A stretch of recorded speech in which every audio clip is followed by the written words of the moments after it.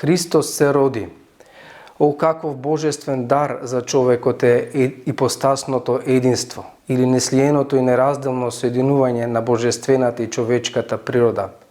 О, каков актус пурус, чист акт на божествената љубов. Восхитувачки антропоморфен дар е раѓањето Христово, затоа што е возможена личностна средба на човекот и Бог.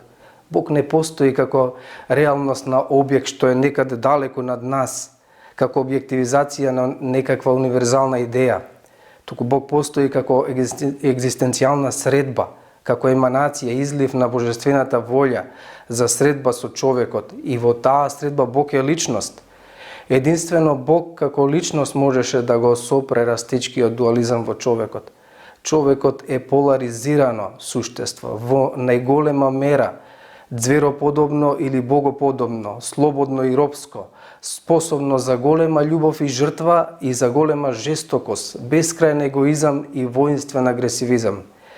Двојбеноста во човекот е производ на лишување на духовната компонента, бидејќи во човекот се движат исклучиво натуралистички нагони, економски интереси, кои што се остваруваат со суровост и со агресија.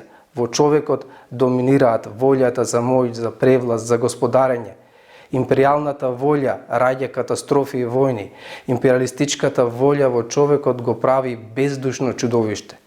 Тие што велат дека треба да ги сакаме само нашите ближни и нашите сограѓани го уништуваат универзалното братство на човештвото, за кое што Бог се воплоти и се роди како Бог и човек.